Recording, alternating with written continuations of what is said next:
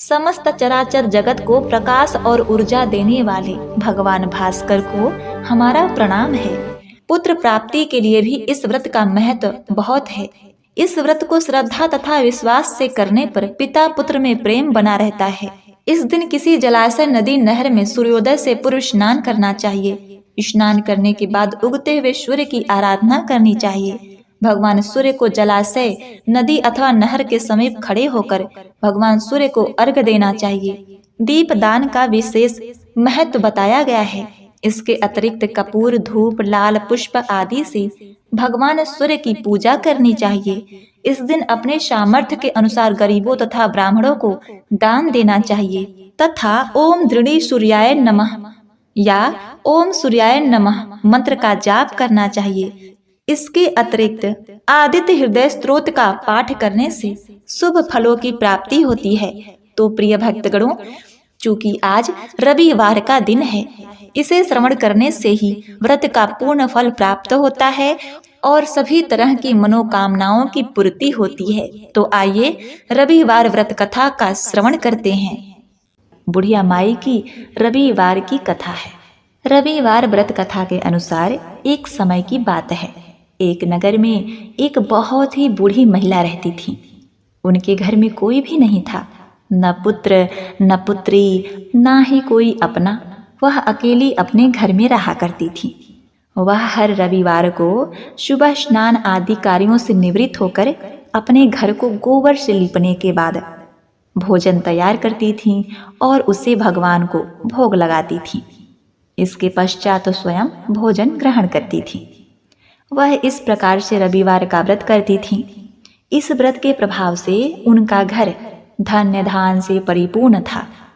उस वृद्धा के पड़ोस में रहने वाली उनकी पड़ोसन को उनसे बहुत ही ईर्ष्या थी और वह उनकी खुशियों से जलती थी कि अरे, यह बुढ़िया अकेली है फिर भी इतना खुश रहती है।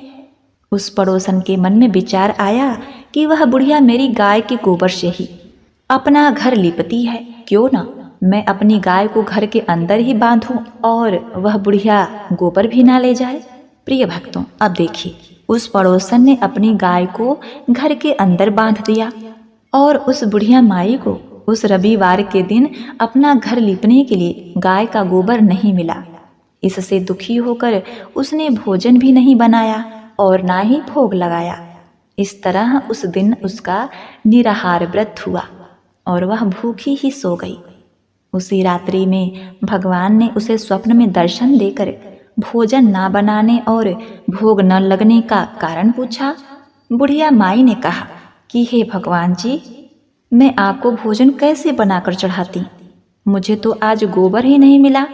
तब भगवान ने कहा कि मैं तुम्हारी भक्ति से प्रसन्न होकर तुम्हें वरदान में ऐसी गाय देती हूँ जिससे तुम्हारी सभी इच्छाएं पूर्ण हो जाएंगी और मरणोपरांत तुम्हें मोक्ष की प्राप्ति होगी। ऐसा वरदान देकर प्रभु अंतर ध्यान हो गए। बुढ़िया माई जब सुबह उठती हैं तो उन्होंने देखा कि उनके आंगन में एक गाय और बछड़ा बंधे हैं।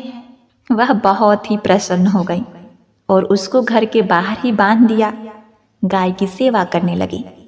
पड़ोसन ने जब बुढ़िया के द्वार पर सुंदर गाय और बछड़े को बंधे देखा तो उसके मन में ईर्ष्या और भी अधिक बढ़ गई। फिर उसकी नजर उस गाय के सोने के गोबर पर पड़ी तो उसके मन में लालच आ गई, क्योंकि वह गाय सोने का गोबर किया करती थी। उसने उस गाय का सोने वाला गोबर अपनी गाय के गोबर से बदल दिया। फिर वह हर दिन ऐसा ही करने लगी। उस सीधी साधी बुढ़िया माई को आभास भी नहीं था कि उसकी गाय सोने का गोबर करती है। प्रिय भक्तगणों, जैसा कि हम सब लोग जानते हैं, ईश्वर सर्वव्यापी हैं और सब कुछ देखा करते हैं। अपनी भक्त को इस तरह से ठगा जाता देखकर प्रभु ने एक शाम अपनी माया से तूफान वाला मौसम बना दिया और जोर जोर से आंधी चलाने लगे। तब बुढ़िया माई ने अपनी गाय की रक्षा के लिए उसको घर के भीतर बांध दिया और सो गई। सुबह उठकर उसने देखा कि उसकी गाय ने सोने का गोबर किया है तो वह बहुत ही आश्चर्य हो गई। तब तो वह प्रतिदिन अपनी गाय को घर के भीतर ही रखने लगी। उधर जब पड़ोसन ने देखा कि अब वह बुढ़िया गाय को घर के अंदर ही बांधा करती है, तो उसका मन ईर्ष्या से जल उठा। उसने नगर के राजा के पास जाकर उनसे चुगली कर दी। उसने कहा, महाराज, हमारी गांव में एक बुढ़िया माई है। उसके पास एक ऐसी चमत्कारी गाय है जो कि सिर्फ आपको ही शोभा देगी। आप तो महाराजा हैं, वह गाय आपके पास होनी चाहिए। उस अकेली बुढ़िया के पास वह गाय क्या करेगी? प्रिय भक्तों, उस पड़ोसन ने यह भी बताया कि वह दिव्य गाय रोज सोने का गोबर देती है, और हे महाराज, उस सोने के गोबर से आपका राजकोष भर जाएगा। राजा उसकी बातों से प्रभावित हो गया और उसने अपने दूतों को उस बुढ़िया माई के घर भेजकर बुढ़िया माई के घर से गाय को अपने महल में लाने का आदेश दिया। राजा के दूत बलपूर्वक बूढ़ी मैया की गाय को छीनकर महल ले गए। बूढ़ी मैया बहुत दुखी हुई और बार बार विलाप करने लगी। वह बूढ़ी मैया रात भर रोती रही और भगवान का ध्यान करके दुखी होती रही। अपने भक्तों की ऐसी अवस्था देखकर भगवान ने उसी रात्रि राजा को स्वप्न में दर्शन देकर कहा, हे राजन, तुमने जिस बुढ़िया माई के गाय को छीना है उसे तुरंत लौटा दो, अन्यथा तुम्हारा नाश हो जाएगा। ऐसा स्वप्न देखकर राजा तो घबरा गया और अगले दिन सुबह जब उठा तो उसका सारा महल गोबर से भरा हुआ दिखा। चारों ओर गोबर ही गोबर, और उस गोबर की दुर्गंध से सांस लेना भी दुर्भर हो गया था। राजा समझ गया यह सब प्रभु की माया है। उन्होंने इसीलिए ही स्वप्न में दर्शन देकर सावधान किया था। राजा ने तुरंत ही अपने दूतों को आदेश दिया कि उस बुढ़िया माई को दरबार में लेकर आए। दूतों ने वैसा ही किया। राजा ने उस बुढ़िया माई को सम्मान के साथ उसकी गाय और बछड़ा लौटा दिया और उस दुष्ट पड़ोसन को दंड भी दिया। ऐसा करने से राजा के महल से गंदगी दूर हो गई। उसी दिन से राजा ने भी रविवार का व्रत करना आरंभ कर दिया और नगर में भी व्रत के महत्व का प्रचार किया। इससे उस नगर के लोग भी इस व्रत को करने लगे। इससे उनके सभी कष्ट और पीड़ाएं दूर हो गए और उस नगर पर कोई भी प्राकृतिक आपदा भी नहीं आती थी। सारी प्रजा सुखी से जीने लगी। हे सूर्य भगवान, जैसे आपने बुढ़िया माई को दिया वैसे अपने सभी भक्तों को देना। ओम सूर्य देवाय नमः। तो आज मैं सुना रही हूँ रविवार महालय की बड़ी ही दुर्लभ कथा। प्रिय भक्तगणों, सृष्टि की उत्पत्ति के समय श्री हरि विष्णु की नाभि से एक कमल दंड प्रकट हुआ जिससे परम पिता ब्रह्मा जी की उत्पत्ति हुई थी। उसी समय चारों ओर अंधकार व्याप्त था। उस समय परम पिता ब्रह्मा ने ओम शब्द का उच्चारण किया था जिससे एक प्रकाश पुंज प्रकट हुआ था और उस प्रकाश पुंज से सारे संसार का अंधकार दूर हो गया था। वही प्रकाश पुंज भगवान सूर्य देव का आदि रूप माना जाता है। जब ब्रह्मा जी ने सृष्टि की रचना प्रारंभ किया तब उन्होंने ऋषि मारीच को उत्पन्न किया और मारीच से कश्यप ऋषि का जन्म हुआ। कश्यप ऋषि का विवाह प्रजापति दक्ष की 13 कन्याओं से हुआ था। उन कन्याओं में अदिति सबसे बड़ी थी और कश्यप ऋषि उनसे विशेष स्नेह रखते थे। अब देखिए, एक बार देवों और असुरों का संग्राम हुआ था जिसमें देवों की पराजय हुई थी। उसी समय स्वर्ग पर असुरों का अधिकार हो गया था। उसी समय नारद ऋषि देवी अदिति के पास गए और बोले कि देवताओं को उनका अधिकार दिलाने के लिए आप सूर्य देव की तपस्या करो और उनसे यह वरदान मांगो कि वह आपके पुत्र के रूप में जन्म ले। देवी अदिति और ऋषि कश्यप ने सूर्य देव की कठोर तपस्या की जिससे प्रसन्न होकर सूर्य देव प्रकट हो गए और उन्हें वर मांगने को कहा। ऋषि बोले कि देवताओं को उनका अधिकार दिलाने के लिए आप हमारे पुत्र के रूप में जन्म लें। सूर्य देव उनको वरदान देकर वहां से चले गए। समय आने पर माता अदिति के गर्भ से भगवान सूर्यदेव का जन्म हुआ। सूर्यदेव के जन्म से प्रकृति में चारों तरफ उत्साह और उमंग की लहर दौड़ गई। इसके पश्चात सूर्यदेव ने असुरों को पराजित करके इंद्र को उसका अधिकार दिलाया। त्रिदेवों ने उन्हें ग्रहों का राजा माना और फिर सूर्यदेव सूर्यमंडल के सूर्यलोक में स्थित होकर संसार को प्रकाशित करने लगे। सूर्यदेव अपने कर्तव्य का बड़ी निष्ठा से पालन करते थे, परंतु संसार चक्र चलाने के लिए ब्रह्मा जी को सूर्यदेव के समान ही उनके पुत्रों की आवश्यकता थी। ब्रह्मदेव ने नारद जी को देव शिल्पी विश्वकर्मा जी के पास भेजा। विश्वकर्मा जी भी उन दिनों अपनी पुत्री संज्ञा के लिए योग्य वर का तलाश कर रहे थे।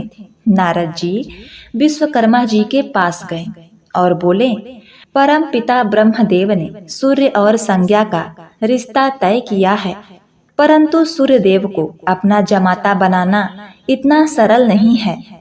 नारद जी ने विश्वकर्मा और उनकी पत्नी को सूर्यदेव की तपस्या करने को कहा। विश्वकर्मा जी और उनकी पत्नी की तपस्या से सूर्यदेव प्रसन्न हुए और उन्होंने देवी संज्ञा का पति बनना स्वीकार किया कि इसके लिए वह उनके पिता ऋषि कश्यप और माता अदिति से बात करें। ऋषि कश्यप और देवी अदिति ने यह रिश्ता सहर्ष ही स्वीकार कर लिया। त्रिदेवों की उपस्थिति में सूर्यदेव का विवाह देवी संज्ञा से हुआ। देवी संज्ञा अति कोमल थी, इसीलिए वह सूर्यदेव के तेज से सदा भयभीत रहती थी। सूर्यदेव के तेज से देवी संध्या के अंग झुलस गए थे, परंतु फिर भी वह अपनी इच्छा के विपरीत सूर्यदेव के साथ रह रही थी। सूर्यदेव के देवी संज्ञा से एक पुत्र उत्पन्न हुआ जिसका नाम विवस्वान रखा। वह इस 7वें मनवंतर के मनु कहलाए हैं। इसके पश्चात सूर्यदेव के यम और यमी के रूप में 2 जुड़वा बच्चे उत्पन्न हो गए। ब्रह्मा जी की आज्ञा से यमदेव मृत्यु के देवता बने और यमी देवी यमुना के नाम से नदी हो गई और पृथ्वी पर बहने लगी। देवी संज्ञा सूर्यदेव के ताप से अत्यधिक विचलित रहती थी, इसीलिए उन्होंने अपनी छाया से बिल्कुल अपने जैसी दिखने वाली एक देवी प्रकट की और उसका नाम छाया रखा। छाया को सूर्यदेव के साथ रहने की आज्ञा देकर देवी संज्ञा वहां से अपने पिता विश्वकर्मा जी के यहाँ चली गई। विश्वकर्मा जी ने अपनी पुत्री देवी संज्ञा को बहुत समझाया कि वह अपने पति के घर चली जाए, परंतु देवी संज्ञा नहीं मानी। देवी संज्ञा वहां से उत्तर के हरे भरे मैदान में चली गई और घोड़ी का रूप बनाकर सूर्यदेव की आराधना करने लगी। वे उस समय केवल घास और पत्ते खाकर ही जीवन व्यतीत कर रही थी। अब देखिए, उधर सूर्यलोक में देवी छाया सूर्यदेव के साथ सुखपूर्वक जीवन व्यतीत कर रही थी। देवी छाया ने सूर्यदेव के एक पुत्र को जन्म दिया जिसका नाम उन्होंने सावर्णी मनु रखा। सावर्णी मनु आज भी हिमालय में तपस्या करते हैं। वे अगले मनवंतर में मनु का पद ग्रहण करेंगे। संसार के कल्याण के लिए देवी छाया ने सूर्यपुत्र शनिदेव को जन्म दिया। शनिदेव ने भगवान विष्णु की तपस्या की और सब लोकों में पूजित ग्रह का पद प्राप्त किया। शनिदेव पृथ्वी लोक में न्याय के देवता बने। देवी छाया की एक पुत्री भी हुई जिसका नाम ताप्ती रखा गया। देवी ताप्ती नदी होकर पृथ्वी पर बहने लगी। सूर्यदेव की देवी छाया से जो दूसरी पुत्री हुई उसका नाम वृष्टि अथवा भद्रा है। ये बहुत गुस्सैल स्वभाव की हैं। ब्रह्मा जी ने इनके स्वभाव को नियंत्रित करने के लिए उन्हें नक्षत्र लोक में स्थापित किया और काल गणना के प्रमुख अंग वृष्टिकर्ण में स्थान दिया। देवी छाया अपने पुत्रों से देवी संज्ञा के पुत्रों की अपेक्षा अधिक स्नेह करती थी। इस कारण जब सूर्यदेव उनसे क्रोधित हुए तो उसने सूर्यदेव को बताया कि देवी संज्ञा ने ही अपनी छाया से उन्हें उत्पन्न किया है। यह कहकर देवी छाया वहां से चली गई और देवी संज्ञा में समा गई। यह बात सुनकर सूर्यदेव बहुत क्रोधित हुए और अपने ससुर विश्वकर्मा जी के पास गए। वह विश्वकर्मा जी को अपने तेज से भस्म कर देना चाहते थे।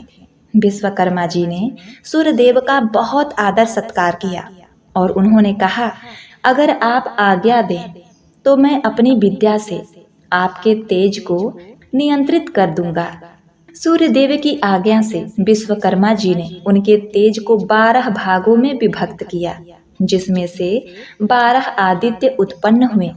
यह आदित्य हैं धाता, आर्यमान, मित्र, वरुण, अंश, भग, इंद्र, विवस्वान, पूषा, पर्जन्य, तवष्टा और 12वें विष्णु उत्पन्न हुए, जो अंत में प्रकट होने के कारण सबसे छोटे होते हुए भी गुणों में सर्वश्रेष्ठ हैं। सूर्यदेव को पहले विभावसु भी कहा जाता था, परंतु देव शिल्पी विश्वकर्मा जी के द्वारा उनके तेज को विभाजित करने के कारण उनका तेज और प्रखर हो गया और वह परम रूपवान हो गए थे। इसके पश्चात सूर्यदेव देवी संज्ञा को ढूंढने निकल पड़े। उन्होंने देखा कि देवी संज्ञा घोड़ी के रूप में उत्तर के हरे भरे मैदान में उनकी आराधना कर रही हैं। वह घोड़े का ही रूप बनाकर उनके पास गए और उनके साथ रहने लगे। उसी रूप में देवी संज्ञा ने सूर्यदेव के 2 पुत्रों को जन्म दिया, जिनका नाम अश्विन कुमार रखा गया। अश्विन कुमार देवताओं के वैद्य कहलाते हैं। अपने पिता द्वारा सूर्यदेव के तेज को नियंत्रित करने के कारण देवी संज्ञा बहुत प्रसन्न हुई और वह सूर्यदेव के साथ सूर्यलोक वापस चली गई और वहां पर देवी संज्ञा ने रेमंतक नामक पुत्र को जन्म दिया। रेमंतक सूर्यदेव के साथ रहते हैं और उनके साथ ही सारे संसार को प्रकाशित करते हैं। ऋषि वाल्मीकि द्वारा रचित प्रसिद्ध ग्रंथ रामायण के महाराज सुग्रीव और महर्षि वेद व्यास द्वारा रचित ग्रंथ महाभारत के कुंती पुत्र दानवीर कर्ण भी भगवान सूर्य के अंश से उत्पन्न हुए थे।